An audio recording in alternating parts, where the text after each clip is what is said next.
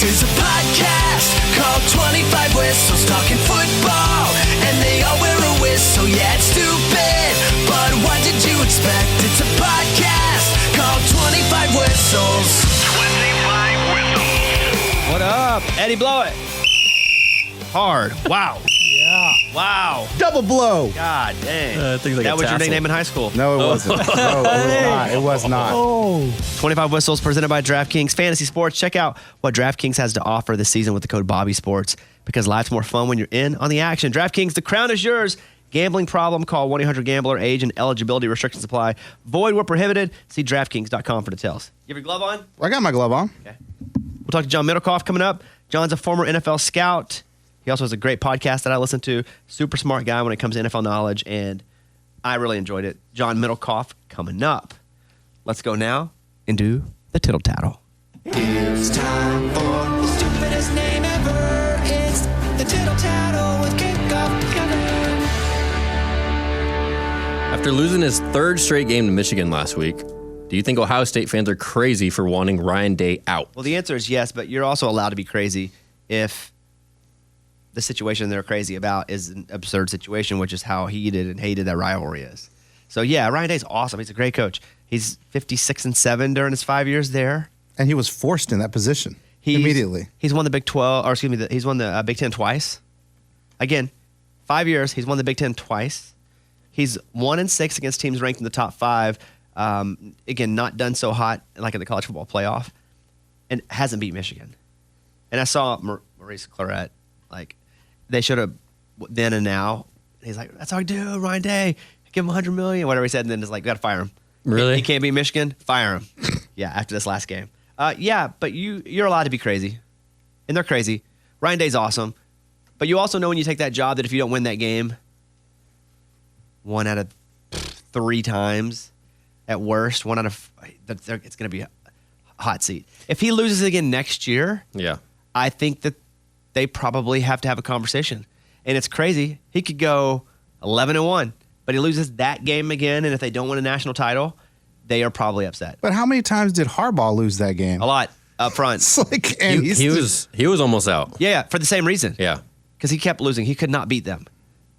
So, yeah, they're crazy, but yeah, we all are. But when your team is really good, and there are a couple things that you're consistently extremely crazy about, then yeah, the expectation is they're going to be crazy about this. You have to make sure they're not. Like, I think of you as an Arkansas fan, you would take 56-7 in a 5-year span any day, right? And you know what? I think Ohio State would. I'm not talking smack. I think Ohio State would too if one of those 3 would be Michigan. Yeah. I mean, last night I was thanking my Lord and Savior for Bobby Petrino. I saw him at the game. Was he there? I didn't see him there, but I love the people's shirt. People were wearing shirts already with his face on it. There's one that I wanted to make, and I haven't seen it, so there could have been somebody that already made this shirt. But I wanted it to say Petrino ? And say Petrine, yes. Nice. That's so good. And it might exist. Petrino? Petri, yes. I thought that was funny. Dude. Yeah. That is good. So, all right, next up. With both teams having 1 loss, do you think Texas deserves to be ranked higher than Oregon based on their win at Alabama? Because of how a lot of this stuff is falling, this team beats this team. Well, you got to put them in. Oh, yeah, but this team beat that team, so you can't. So it's so much that I'm just going eyeball test. And no. Watching Texas play a lot and watching Oregon play a decent amount of times, I think Oregon's a better team. You could go, well, but Texas had this loss and this win, and Oregon lost to Washington, and I think Oregon's the better team. So the strength of schedule for Oregon's pretty weak. I think it's like 62 or something, and Texas is 13. But Texas looks a little slower, but they're also bigger. They just let them play. They should challenge like boxers do. You know what? Screw it. You B, get out, meet me here. I don't know, random Thursday they play each other. It's all going to settle itself. Hardly ever does it get as fun as we really want it to.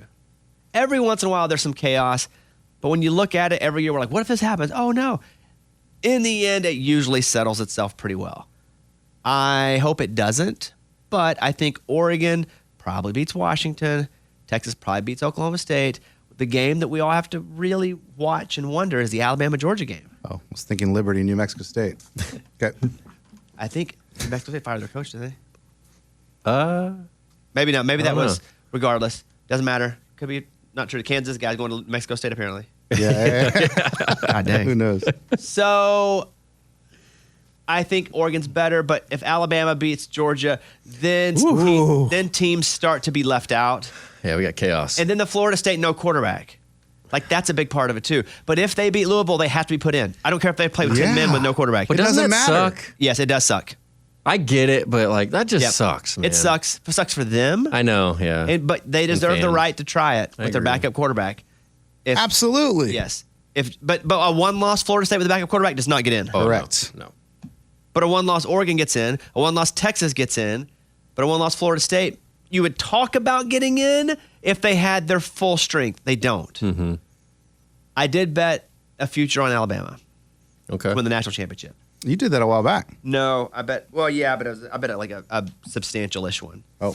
But they have to win multiple games. Like, they have to beat Georgia. If they don't win the SEC, they're not getting in. Yeah. I bet Bo Nix to the Heisman back in September. You did? Yeah. That's pretty good. Yeah. It was that plus 1,000 back then. It's Wow. It's open. Yeah. But if he performs well Yeah. Friday night, then This championship. Yeah, I mean, Jane Daniels. yeah. He can't play, so No option for him. So if like a Bo, I mean, Penix, if he goes crazy in that title, same game, he could actually kind of reinsert himself as that guy. Who else is up for it? Those two. Marvin Harrison, no. No, because he's not playing. Yeah, Jade Daniel, no. That's it mostly. missing huh? a quarterback I here? feel like McCarthy at Michigan, is he in it? He's not in it? I mean, he's probably in top six, I've eight. seen him in Oh, those when man. they put all the slides. Yeah. But again, if he goes off and goes so crazy, possibly if the other guys don't. But yes, I think if Nix or Penix, or as you call him, Penis, if they go and throw for 350 and run for 120 and have 5 total touchdowns, win the game, and then the other guys don't do much, I Yeah. think that probably establishes them as the first or second guy in that race. LSU's not playing, like I said. Yeah. If he had a shot, then maybe. Yeah, I think so too. Yeah. He's awesome. Plus 1,000. What is that? 100 to 1? So if you, Or is that 10 to So I 1? bet $20 and the payout is $220. Yeah. Oh, wow. That's amazing. That's 100 to 1. Yeah. So I need him to do good. Go Bo. What? Right? What? Plus 1,000 would mean if you bet $100, you make $1,000. Yeah. Yes. So that would be 10 to 1. 10 to 1. 10 to 1. Yeah. Okay, yeah. I mean, dude, once you get into those plus a lot of zeros, I get real I just confused. added Me another too. That's why I was zero. having to say it out loud to make sure you guys Yeah. fact I don't check know. me. All right, next up. Going to the NFL is underdogs at home against the 49ers on Sunday. Would you be upset with a disrespect if you were an Eagles fan? I think Philly has the culture of disrespect is expected. So you can disrespect us all you want. We've always been disrespected. We're just going to stick it right in your freaking face. Yeah, they like that. Because we're Philly. So, and also it's the 49ers. If it were anybody else, maybe I would see that 3 points was way too much. That's probably the only team to be favored by 3 over them. I think it's pretty accurate. So the weird thing is they're at home. Yeah. That's a full touchdown if you do the cliche 3 points. But no, I'm not. They're going to be disrespected. They're disrespected, period. They love it. I think they need to be disrespected. Yeah. That's how I was early in my career. Like, I need somebody to, I need to hate somebody so I can just kill them, and that's where I got my worth. And it didn't matter who it was. Nope. Anybody. Sure was. It was Niners fan? It was the Pope on week. Oh, I thought you meant me. Oh, yeah. I was talking that's about what I was Bobby. saying. I was talking about Bobby. Yeah, that too. All right, next Okay, one. last one. Hitting the practice field for the first time this week. Do you think it's smart that Aaron Rodgers is coming back for the Jets? Possibly. This guy. They're 4-7. They are only in front of the Patriots in the AFC playoff picture, and the Patriots suck. Yep. Their next 3 games are the Falcons. They can win that. The Texans, they can win that. Dolphins, probably not. Do I think that it's smart? Well, for who? For the Jets and their future? No. For Aaron Rodgers? Yes, because he loves to be that guy. The attention. This is what it's about for him, to prove that he can do it. To prove that he is a modern medical miracle. To be the center of every story, to be the guy that came back in however many weeks it's been, 11. which is crazy. So is it smart? No, because it could re-injure it. And they're also not in the playoff hunt. I think if they were to win, because they're Falcons this week, right? Mm-hmm. I think if they were to win these next 2 games, I don't know, man. That's awesome. Let's go. Let's see what happens. We'll be watching. But they're activating him, which means that he's not going to play. Not this week. Definitely not this week. I don't even think he really practices. No. But he can be on the practice field. He's been throwing. I watched him in sweats. Mm-hmm. Yeah. If they were to beat the Falcons and the Texans, I think it would be a real conversation of, is he going to come back? I think right now it's just, let's let Aaron indulge Aaron. But if they win the next 2 games, I think that Aaron could come back. If there's a chance, they could get in the freaking playoffs. I'm here for it. I don't even care about Aaron Rodgers. I just love. You love storylines. I love storylines when nobody's getting hurt. And this is a storyline where nobody's getting hurt. Nobody's losing He could. because of this. Well, he could, but that's on him because he did it. Okay. So I like that. All right, that's it. That's Tittle Tattle. The stupidest name ever is the Tittle Tattle with Kickoff Kevin. 25 Whistles presented by DraftKings Sportsbook, an official sports betting partner of the NFL. Download the DraftKings app. Use the code BobbySports to get in on the action. Okay, so we've missed every parlay, so Reed's going to do the entire parlay. Now, we love Reed. Reed's like our little baby boo-boo brother. No, you don't boo-boo Reed. But on, Reed will also say, I'm not watching much sports. So, Did you already bet it? No, I didn't bet it yet. Okay. Reed, 3 teams. All right. Give us the parlay so we can turn our luck around. Well, I just want to first say that there was a guy when we did our NFL trivia. He was like, that kid is an idiot. I just want to say this kid has heart. Okay. That's right. And a little bit of luck. Be patient. Oh, you're talking about you. Yeah, I'm talking about me. Be patient. Be patient, man. You just got to be patient. Patient. All Go right? ahead. All right. So we're going a 3-gamer. We got 2 money lines and 1 spread bet. For the money lines, we're going UNLV at home for the MWC Championship Midwestern Conference. Why would you not take the Boise State points? I don't know, Hey, man. man, let him be him. Okay. I'm just asking because if you're trying to get a win, because Boise State's favorite by 2.5, so you would get UNLV plus 2.5. But you decided to go money line and make it harder on yourself. All right, buddy. Make more money. In the Midwestern make more Conference. smiles. You're gonna Make be more smiles. flooding with Is these that songs. Midwestern? Midwestern Conference. You mean Mountain West? It's Mountain West. Whatever, man. Exactly. Whatever. And then we're going Florida State money line and Alabama spread. Okay, so let me get this straight. You're going UNLV money line versus Boise State. Boise is the favorite, so you could have got to 2.5 points there, but that's okay. You don't care. Hey. I like you want it. the money line. Now you got Florida State money line. They are a favorite over Louisville at 2.5 points. So that kind of equals itself out. Okay. All right. Back to even. And then you have Alabama getting 5.5 points. Yep. Okay. So I'm going to bet Alabama, UNLV, Florida State. All right, let's go. I'm in. Are you going to bet this? Yes. Oh, Okay, we're all going to come bet it. Yeah. Come on, guys. Kidding me? I'm going to bet, and I'm going to bet like $200 on it. Okay. It's like plus Wow. 600, so it's like you bet $10, you win 70. I'll bet $10. Let's go. I feel good. Come on. All right, you can take the 25 Whistles parlay. Check out DraftKings Sportsbook. New users use the code BobbySports. If you do that, that helps us a ton. Do that when you download the app. 21 and up in most eligible states, but age varies by jurisdiction. Eligibility and deposit restrictions apply. Gambling problem, call 1-800-GAMBLER. In New York, call 877-8-HOPE-NY or text HOPE-NY 467-369. Now let's get into the interview with John Middlekauff. John was a scout for the Eagles under Howie Roseman and Andy Reid. Now he hosts a podcast called 3 and Out as part of Colin Cowherd's podcast network. Love the podcast. Love this interview. You can follow John on Twitter and keep up with all of his analysis, covering all the topics around the NFL at John Middlekauff. His YouTube channel's great too. Check it out. Here he is, John Middlekauff. Hey, John, good to talk to you. I'm a massive fan of your podcast. I discovered it because I know Colin a little bit, and I'm a big Cowherd fan, and he puts your show on his stream as well. And now I look forward to your analysis and just your thoughts on football as much as anybody else. So thank you for the time. Big fan. No problem, Bobby. I'm a massive country music guy, so I've followed your career, and you've been, it feels like, in my life for a long time now. So this is pretty cool, man. Not gonna lie. Well, thank you very much. Let's talk first of all just about your background, because you have done a lot of things in football. But for me, when you talk about how you were a scout, because you scouted under Howie Roseman and Andy Reid for the most part, is that correct?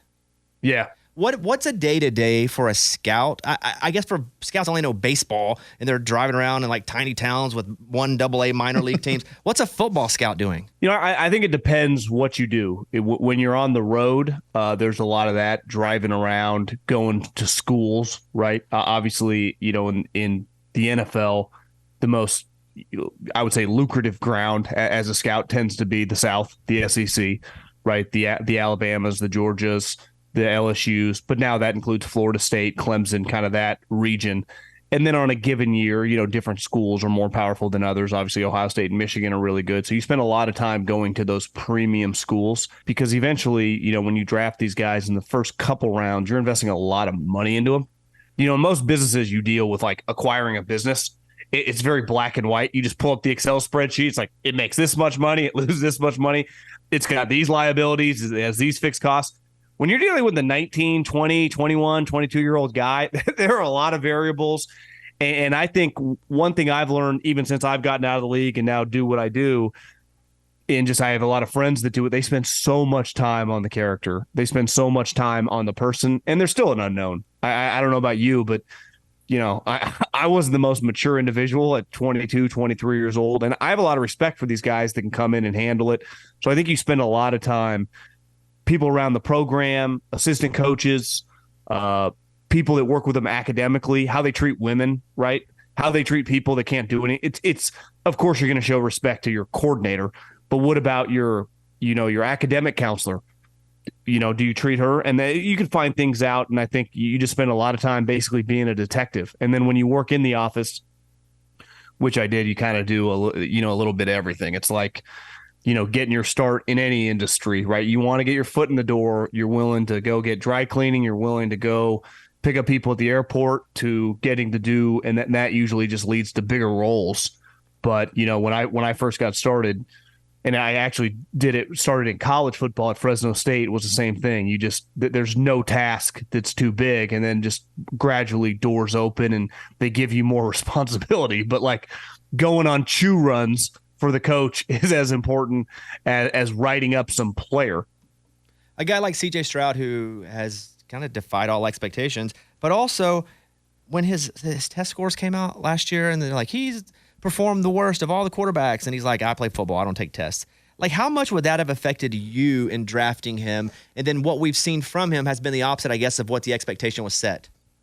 I think it depends. Like, one thing I learned, and I think it's true in any walk of life, is like what you score in a classroom, does that necessarily translate to what I want you to do? Right? I'm sure there's a lot of people in radio, in podcasting, selling cars, doing whatever, that were bad taking a standardized test. Now, do they learn that individual industry well? Right? Like, clearly, CJ Stroud, you watch him play, you're like, damn, this guy's pretty damn good. And I think you can overthink it.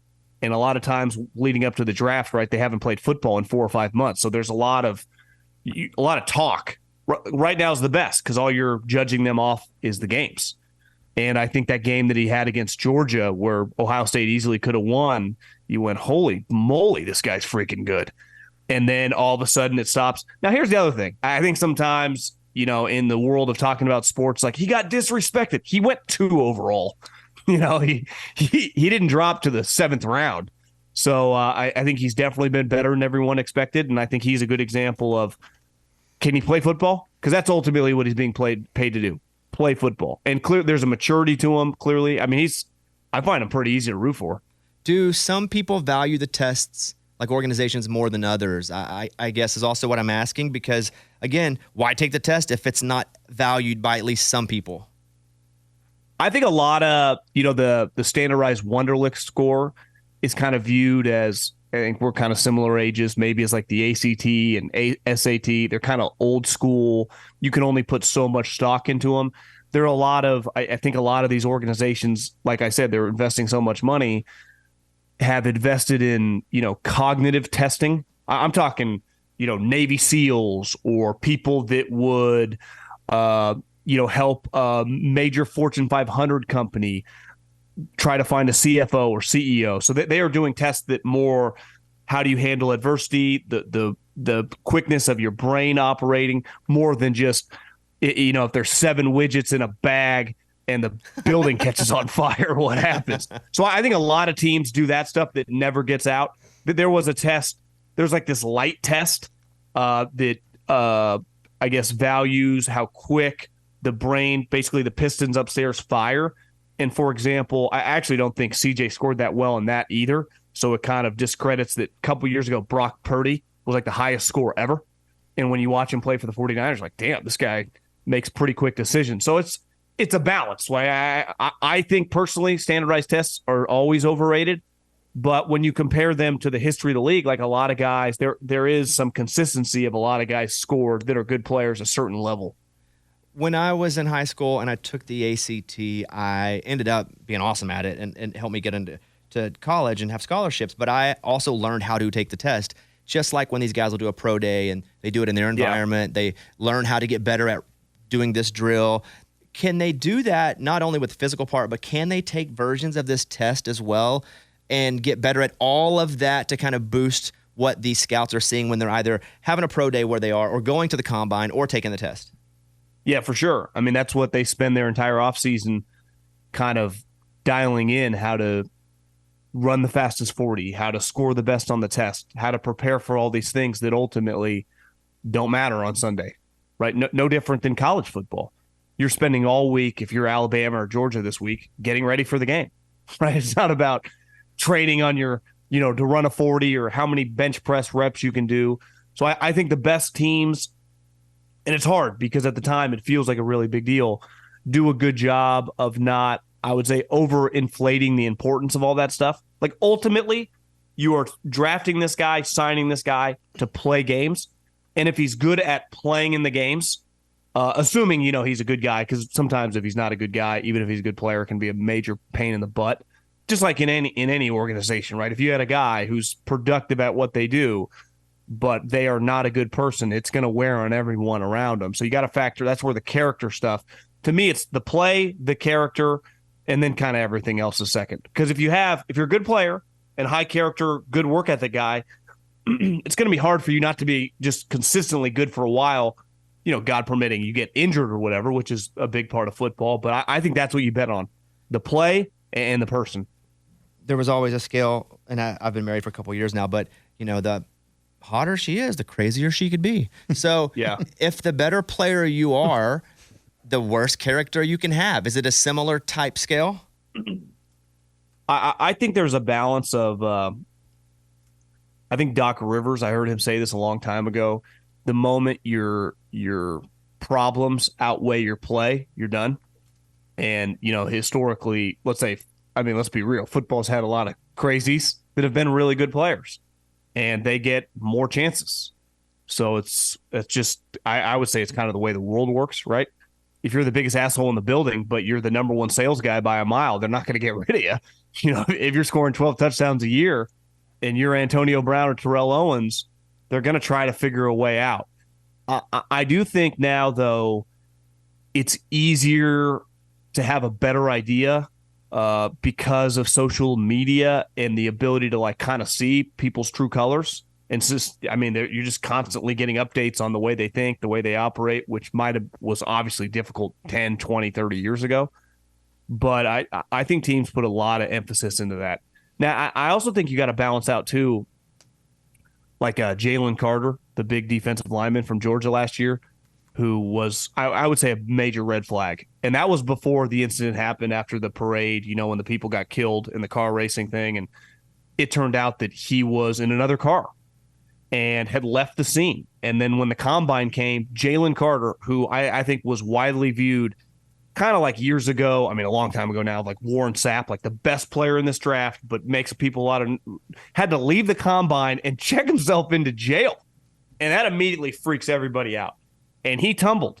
A lot of teams in the top 10, Atlanta, Detroit, Seattle, easily could have taken him, and they did not. And now the one thing the Eagles had, I would say they had a curveball that other teams didn't. They had a lot of his college teammates, Jordan Davis, who's like Shaquille O'Neal on a football field, is like his big brother. They have several other guys from Georgia, and they felt good about the infrastructure to be able to handle any potential problems. Also, I think you got to look at it, and having been around Philly and Howie, some people mature later.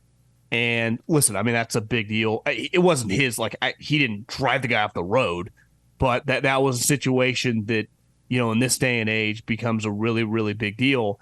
And so far, so good. Now, part of, I think, what other teams that pass on these guys with the character stuff, they'd go, we'll see, wait and see, right? It's not anyone can have one good year. Can he have a good career? Does he ever screw over the organization where you wake up in the middle of the night and go, oh, my God, in a situation? And that's when you take these flyers on really talented players, because the only reason you would do it is because he's elite, because he's an awesome player. And you do everything humanly possible to try to help him out. But the other thing is, once you get to the pros, like in college, Nick Saban or Kirby Smart can kind of control your day for the most part, between class, workouts, cafeteria, just being around you. In professional football, you get, especially if you're on a winning team, you get Monday and Tuesday off. You get a lot of money in the bank account.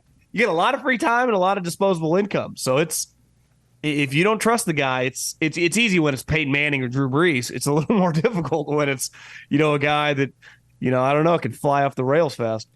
Speaking of Peyton Manning, and if I give you a few of these guys, and I'm just going to do guys that are I won't say age, but guys I was able to watch. So I'm going to leave off some of the Elways and Montanas. Although I saw them, I was pretty young. But if I were to give you Peyton Manning and Andrew Luck and Trevor Lawrence and Caleb Williams as prospects, because those first three I'd always heard about, they were can't miss prospects, and they weren't. I mean, I think you're seeing Trevor Lawrence now in year two really starting to be dynamic. Where does Caleb Williams rank in those with that total foursome? I'd put him last. I mean, to me, Peyton Manning and Andrew Luck would be on a different level than the other two guys, and I think Trevor was compared to those guys. He went to a program that was like a rocket ship when he got there. Remember, he showed up and they immediately benched the other guy who had been starting, and Dabo went all in on him, and rightfully so. Those guys are all huge. I mean, Andrew Luck was like 6'5", 240. I mean, Peyton Manning got bigger as he got older in terms of thickness, but he was tall, broad shoulders. Trevor Lawrence, I think physically, just when you just look at him, looks a little thinner than the other two guys, but he's tall. Caleb Williams is not even 6'1". So part to me of being a great prospect is like size. In football or basketball. Like what made Shaq or LeBron like all-time great prospects or Kareem Abdul-Jabbar. They're huge.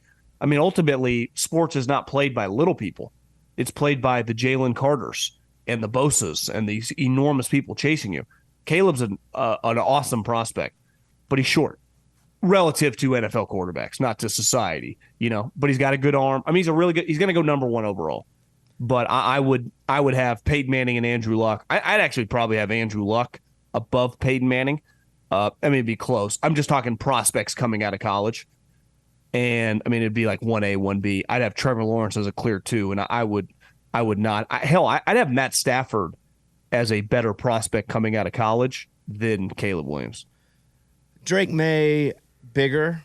If you listen to what people say when they never assign anybody to it, they're like, some of the teams have Drake May over Caleb Williams on their board. Is that true? I think it was early in the season because of size and because of potential.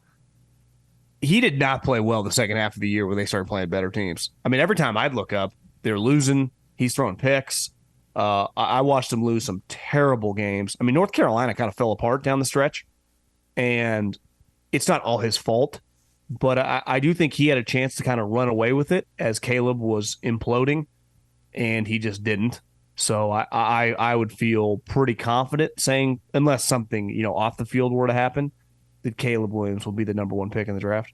So I want to throw a few players at you and tell me what strikes you about them specifically as someone who not only comments on people now, but you've scouted, like you've been deep inside of it. But if I were to say somebody like Micah Parsons, like what am I missing that you see about Micah Parsons that makes him so freaking awesome?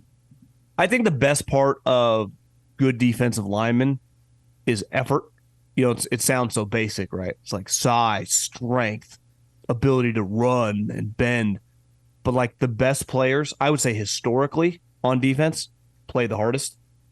And it's easy for bigger players.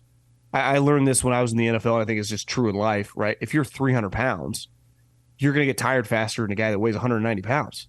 So is it being lazy, or is it like legitimately just a little fatigued? So it's hard to go balls to the wall every play. But I think Aaron Donald for a long time, J.J. Watt, it's like every play, they're relentless.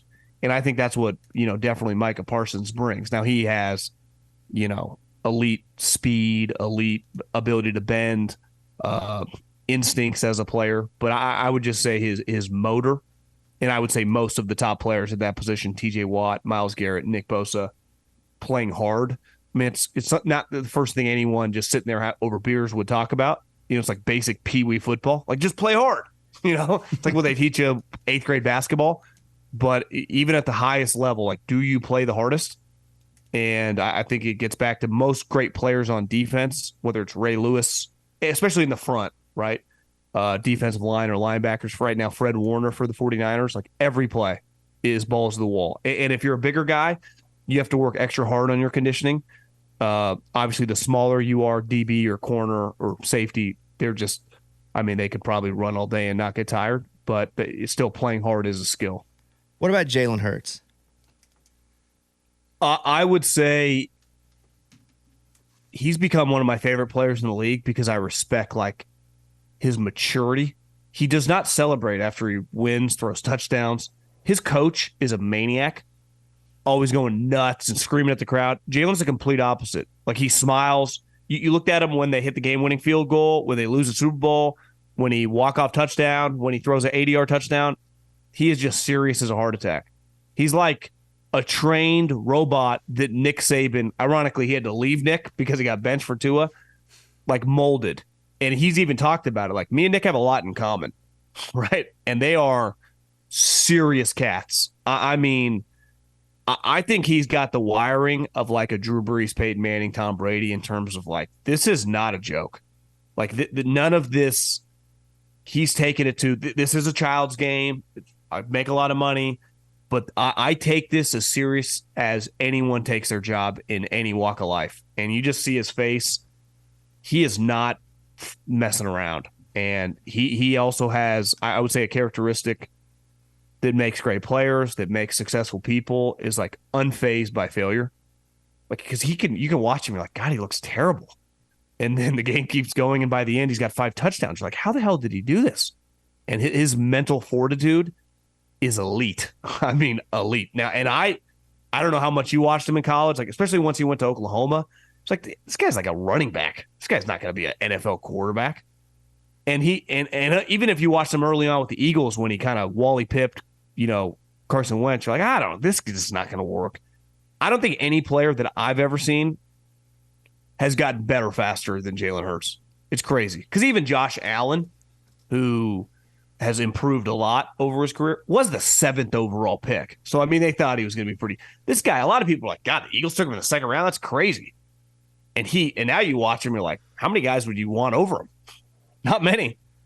Final 3 questions, and I want to do the Frank Reich. We spent time with Frank Reich, and we spent time with, we went to Carolina and spent time with, Bryce and Frank Reich. And I loved him. Like, I left going, like, that's a dude I want to play for. You look at who he's coached, how he's coached. And is it just the Panthers owner that's too much of a meddler? Would you have moved on from him at this point? What are your thoughts on that? I don't know Frank personally. I know a lot of people that do. Listen, no one has ever said a terse word about the guy, right? Character, elite person. I do think sometimes in football, you kind of got to be a hard ass. And I do wonder if some of his scars in Indianapolis have just thrown him off. He went through a lot. They had a different quarterback every single year.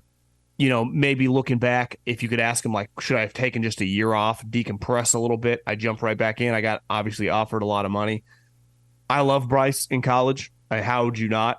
That game in the national championship a couple years ago against Georgia when Mechie and Jamison Williams were injured and he was playing with, like, me and you out there, and he was getting peppered, and they were just NFL players everywhere, and he just kept getting up. I'm like, God, this is one of the grittiest performances I've ever seen. So I thought he was going to be. When you do watch him in an NFL, uniform around NFL, he's the smallest player I've ever seen. He's tiny. It's one thing to be short. Kyler's short. He looks like he weighs 160 pounds. And you just wonder, like, how is this going to work? And the other thing is, the owner's a maniac, right? He's just got unlimited money. It's hard to hire a coach, a lot like drafting a player. There's a lot of unknown. Even though with Frank, you had a resume, he had been a head coach before.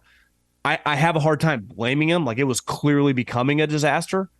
And you also wonder, there was this viral moment last year when Josh McCown, who I mean, you probably saw him when you were there too, who's got just great hair, was talking to CJ Stroud after the pro day. And he basically said something like, we got to find you a place to live or something. And I do wonder if the coaches, because you look at CJ, you watch him play like Trevor Lawrence last week. Like, he looks the part. Obviously, he's really good. He just looks like an NFL quarterback. Did the coaching staff, who is full of former players, Josh, Deuce Staley, Frank Reich, did they want CJ Stroud and the owner force them to take Bryce? Because the moment that happens in football, you get a division and it can get weird fast. And they when you watch the Panthers play, I'd be lying if I said I watched much of them play, but they look like people that were not all on the same page. And I even saw this morning, Tepper must have talked saying that, like, he's all in on Bryce. So if you want to get that job, Bobby, if you're going to interview for the Carolina Panthers, you better tell them I'm all in on Bryce. I'm all in on Bryce. Eddie? Because Hey, John, went back to being a scout. Like, when you're a scout and you find someone that's really awesome, or you find a bunch of players, or you just get clout that you're like the guy that finds some good prospects, do you get a lot of praise for that? Or is it just kind of, that's part of your job, man? Like, that's what you do. Like, thank you. We'll take it from here.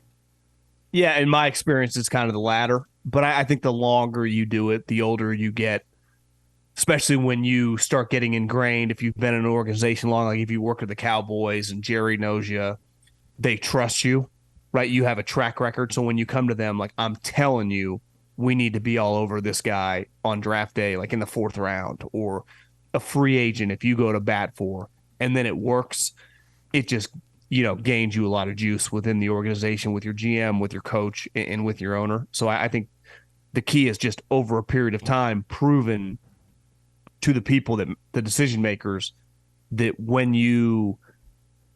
anyone can say, like, I love this guy, and you got to be careful about, when we talk about players at a bar or a podcast or whatever, it doesn't really matter when you hype guys up or not.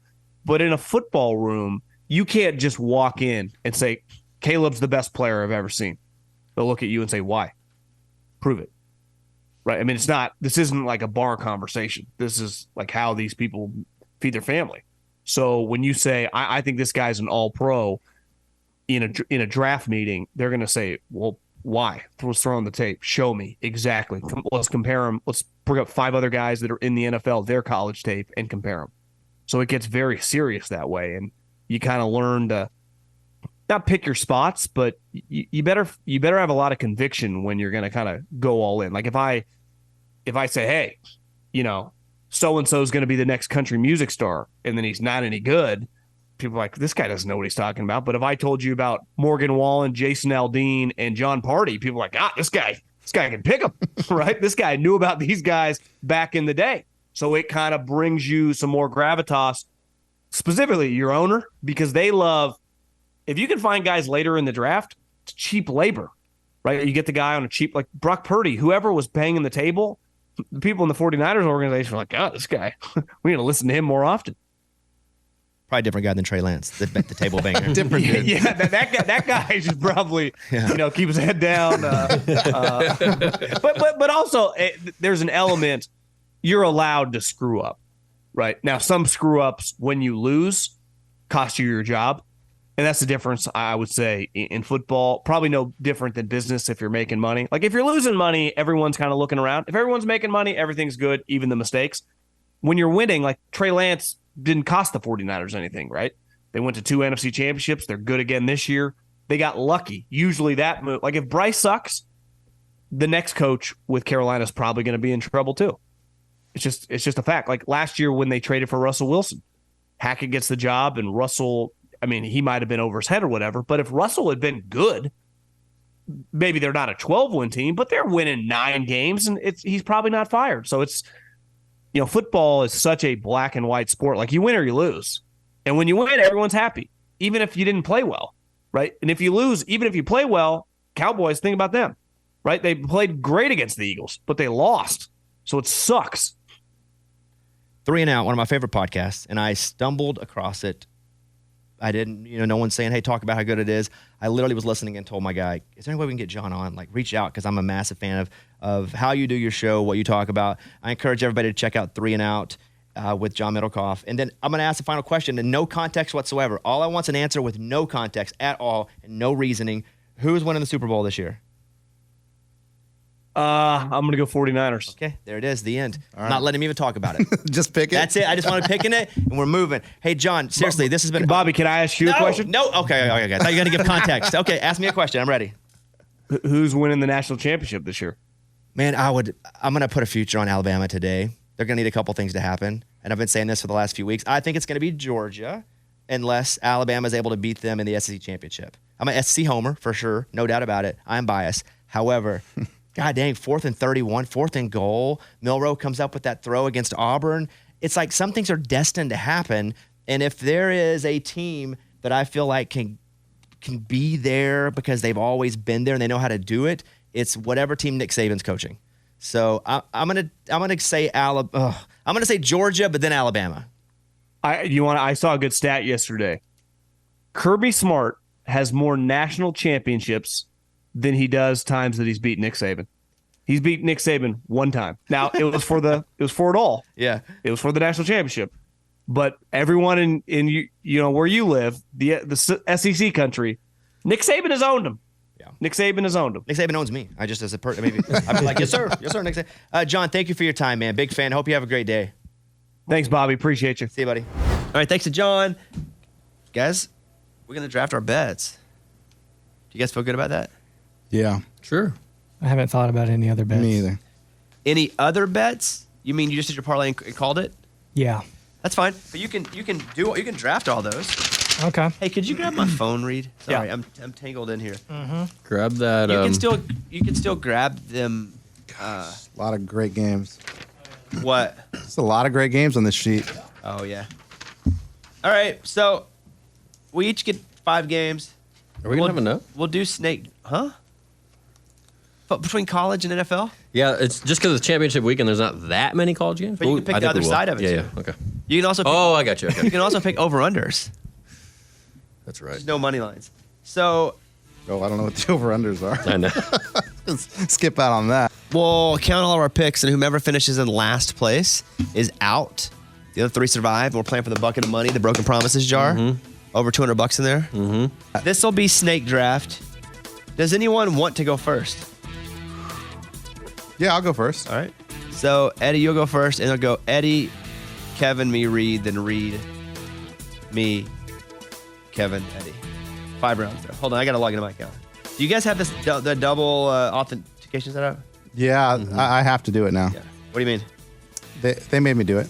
Oh, they did. I was living on the edge before then. 153130. I'm like not saying it out loud because I'm afraid someone's gonna hack my account. But I'm like, once it's in, it's in. No, that's a one-time code. Yes, I know. That's why I said I'm an idiot. Okay. Oh man. Here we go. Boom. Okay. Everybody gets 5 picks, and we're gonna go with Eddie first. Eddie, give me. It can be college or NFL. Yep. No Thursday night because that was last night, and no Monday night. Correct. Okay, go ahead. My first pick in the draft, Bones, is going to be NFL. I'm taking the Chiefs -6 over the Packers. That's my solid. Writing that down, you guys. Oh God, that scared me. Who's keeping up with it? All right. Okay, Kevin's got it. Okay. Kevin. Yes, I am going to go with. I'm going to stay in the NFL. You know what? The Titans are, I think, 7-0 at home. Let's go to Titans +1 against Colts. Will you email this out to us too? Mm-hmm. My turn. I'm going Alabama +5.5 against Georgia in the SEC championship. Reed. I'm going to go Dolphins -9.5 against the Commanders. Solid. Round 1.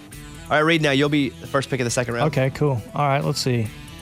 I will go 49ers -3 against the Eagles. Did you like that, Eddie?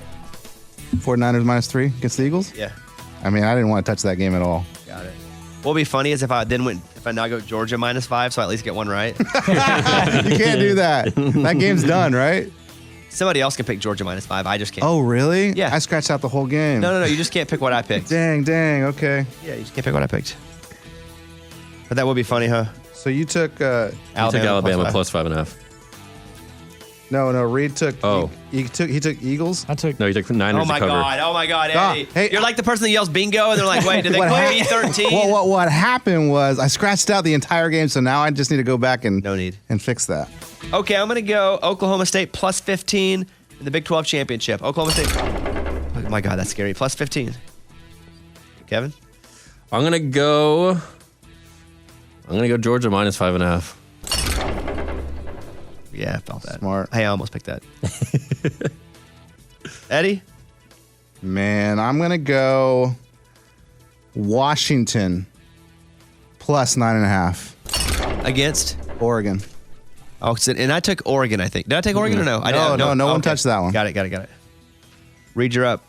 Who picked the Titans? Or is that a Me. snake on me? Did you do Titans? No, plus you were one? first. Read. Oh, wait, it is. Yeah, it's a snake on me. snake. Oh, yeah, Reed's you're not right. first. Yeah, sorry. okay. Yeah, okay, Eddie, snake on you. Snake Hey, on you. I put my snake on you, buddy. Hey guys, be patient, man. Patient. Be patient. This is round 3, right? Yeah. Give me NFL. I'm going Broncos +3.5.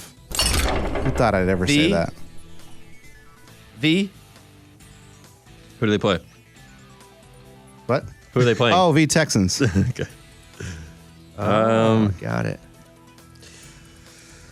Woo. I'm gonna go with. Let's do Michigan -21.5. I have no idea how I picking feel those about big that. games. I like know, that. I like but that. You know what? We're here. Kevin, did you do Titans +1 or -1? I did, but Bobby's up. Oh, never mind then. Sorry. Backing out. Guys, be patient, man. Patient, man. What's wrong with you Backing guys? out. I'm going Jags -3 at Cleveland. Jacksonville NFL -3 at Cleveland. Where are they? I don't have that one. I don't know what you're looking at, man. Don't they play Monday night against the It's Bengals? literally like when you play bingo. I'm like, I don't- Oh, I scrolled down at the wrong week. I hit the wrong button. Okay. oh, you don't have the sheet? No, nobody gave me a sheet. Oh, maybe it's in my pack Yeah, here? it's in the back. Yeah. You got a it's okay. sheet, dude. Oh, how about that? Oh, look at that. Take back that luck. Unlock it. But you were fine with the other games. That's opened up again. I hit the wrong button and dropped on the wrong Okay, menu. gotcha. Okay, I'm going to go...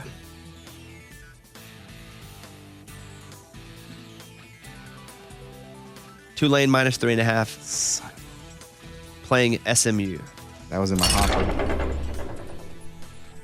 Damn. All right, Reed.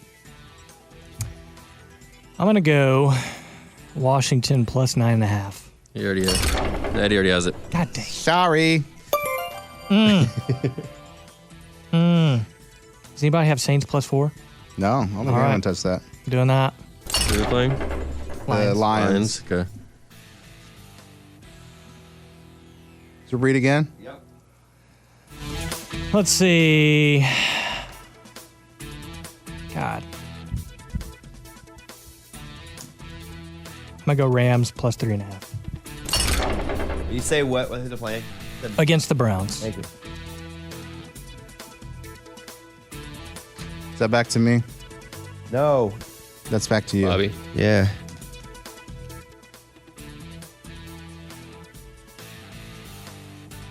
What round is this, though? I've had 3, so this will be your 4th. Okay. I'm going to go Oregon and Washington over 65.5. Dang it. Dang it. Okay. You like that over under? I was just about to pick that over under. Oregon and Washington over 65.5. Oh, yeah. Okay.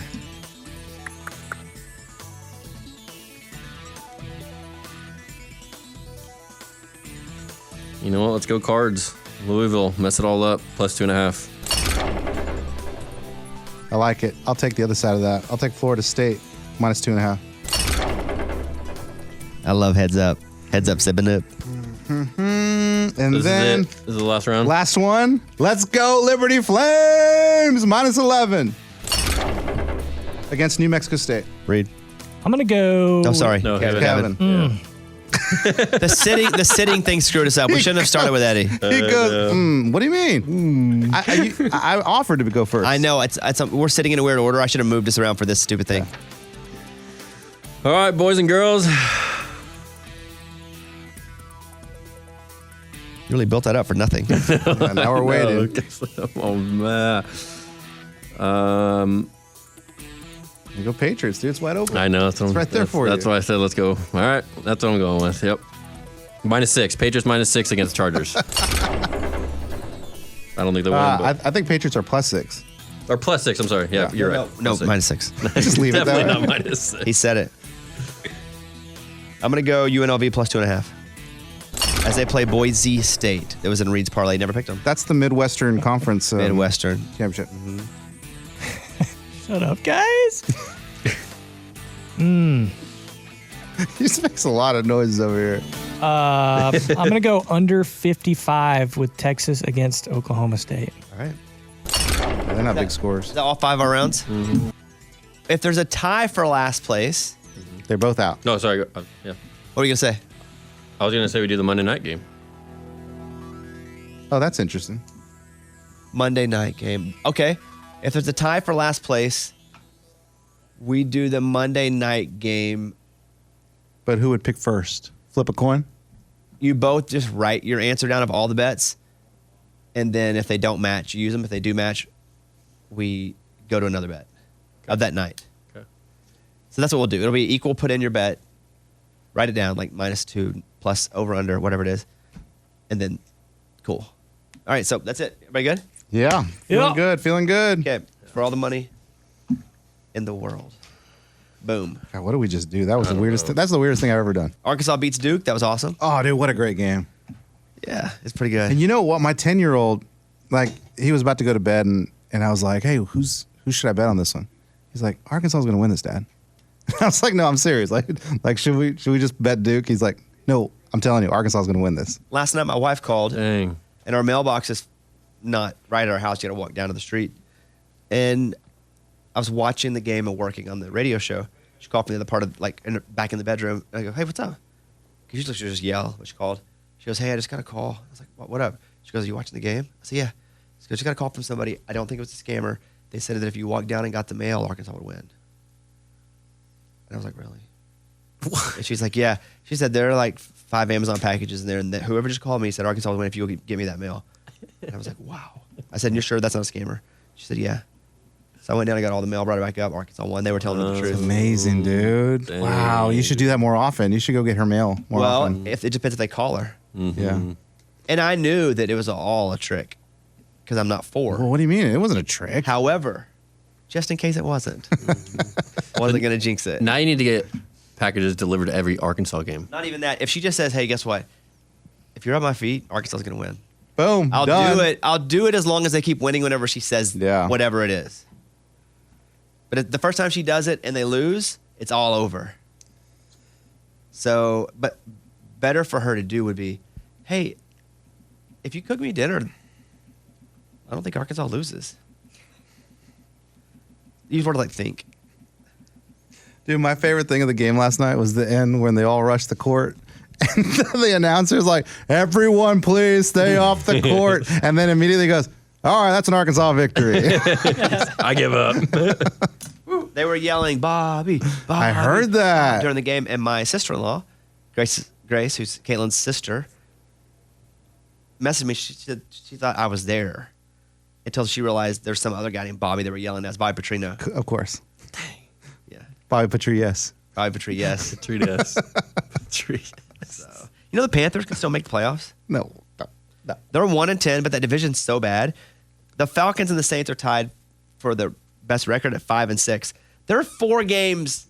They're 4 games back. They've got to win all those 4. It doesn't matter. I'm just still saying they're still in it at 1-10. They've got to win 4 games. But yes, definitely more than that because they're at 11. There's 17 games. There's 18 weeks. Oh, yeah. So they have 6 games left. They go on a little streak here. Yeah, I don't know. I just think it's hilarious. They have a 3.8% chance to make the playoffs heading into the weekend at 1-10. At 1-10. Wild. Mark Cuban selling a majority of the Mavericks also getting off Shark Tank. Just giving up on life? Well, so what did you think? Because I had a thought as soon as I heard he was quitting Shark Tank and then selling the team. What'd you think? I just thought that's like just retire, done, retire. Like cash in my chips. It's just kind of what I thought. You? Well, because he retains most ownership, though. Like he gets to do it, but he doesn't own. But he doesn't. He gets on the books, I guess. No. He gets to have control, but he doesn't own. He'll have a little owner, but the ownership's going to those guys that own the casinos. Like they're gonna have a majority. Yeah, they're gonna have a majority ownership, but he still gets to be the guy. So then, yeah, I guess like Eddie, then it's like retiring, but you still get to dabble in a little But fun. he's still owning. He's still doing the work. Oh, that's weird. But That's he's my point. Yeah. I thought he's probably gonna die or something. Oh. You think he's sick? Well, because he's getting off Shark Tank. No, I don't know this. I heard Bill Simmons, I think, say he thought when he heard it, maybe it wasn't Bill Simmons, that he thought there was a scandal coming. Interesting. So he's unloading. Maybe it wasn't Bill Simmons. I forget who it was. I think Colin Cowherd said he thinks he's going to run for president, which I thought was interesting. Oh. Yeah. I saw that one. There are all these ideas. I don't know. There's no way he retires, though. Now that I think about retiring, it. no like, way. there's no way. Like, that guy needs to do something. But he is going to continue being part of that ownership group. Yeah. So he's not retiring. He can never leave there. But that's interesting, huh? Mark Cuban's. Yeah. Both of those at the same time. If it was one or the other, I would go, well, Shark Tank, I'm like, okay, he's just bored. He's done it for 100 years. Yeah. But selling his team, I was pretty surprised by. Yeah. So what do you believe more? I thought he was dying. I mean, that's what I thought. Yeah. Kind of like when Steve Jobs retired. Yeah, I and thought then died. he was like going to go and enjoy the rest of his life because he's dying and he's going to go spend time with. I don't know this. I have zero reason to think this, except the factors that lead me to believe it. He still looks good. Oh, Mark Cuban's awesome. He's also doing a lot of interviews now, in a lot of places. Yeah. Like I see him on certain podcasts and stuff, and I'm wondering that gives some to me a little bit of credibility to does he run for president question. Been doing a lot of publicity, but not to be president. Just You don't have to get rid of your businesses to be president, right? No, but you can't run them. They have to go into a trust, But then he's still running them out. He's still going to but be. he doesn't own them. Yeah, we'll see. A scandal would be nuts, though. Yeah, That'd be crazy. like Luca's like, he watch me pee. Luca takes him down. God. So, all right, I think that's it. Is there anything else? Oh, I know what it was. No, I think I said that to you, Mike. That was the playoff thing, right? Mm-hmm. Yep. Okay. Okay, well, rock and roll hoochie coo, I guess. Let's go, baby. Rock and roll hoochie coo playoff weekend. And roll. The boys start basketball this weekend. I'm excited about that. Their first basketball game of the season. Any of them play on the same team? Nah, they're all just too different in age. Do they play same league, any of them? So you can go watch them both in the same building? The two middle ones play in the same league, Yeah. but I mean, one of them plays at noon, the other one plays at 4. Oh, so. my God. They need an assistant coach or no? No. Okay, No. okay. Speaking of which, let me end on this. I like, Kevin, that you're a Tennessee fan. They're the local team. The same way that I would wear maybe a Titans sweatshirt I love where this is going. occasionally. Uh huh. You do live here. You do like the Vols. You do go to the game.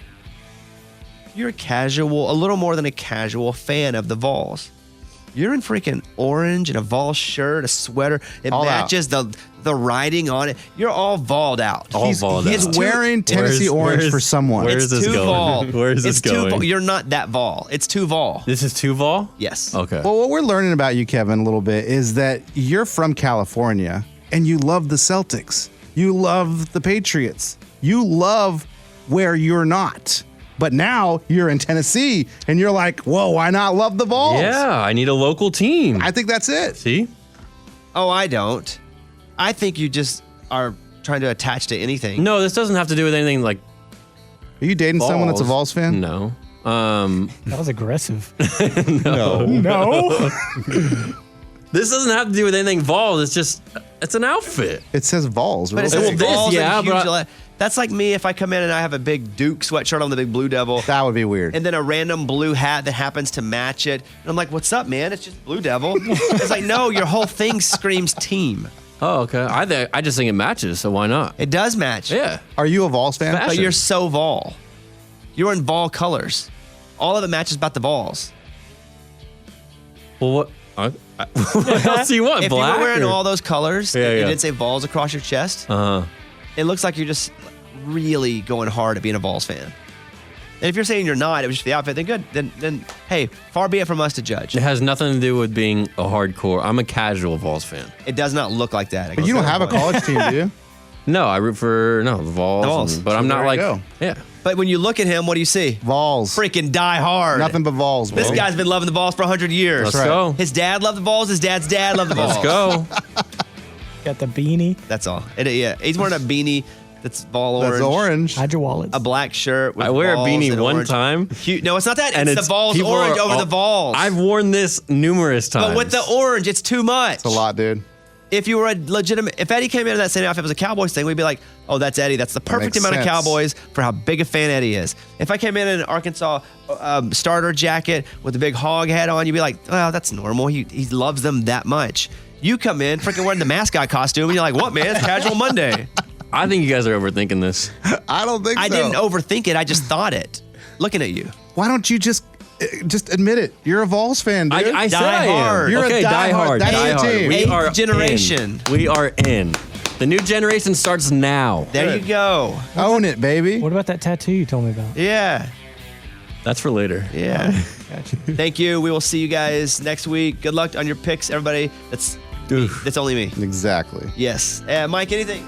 That's it. All right. Eddie, blow us out. I got you. Bye, everybody.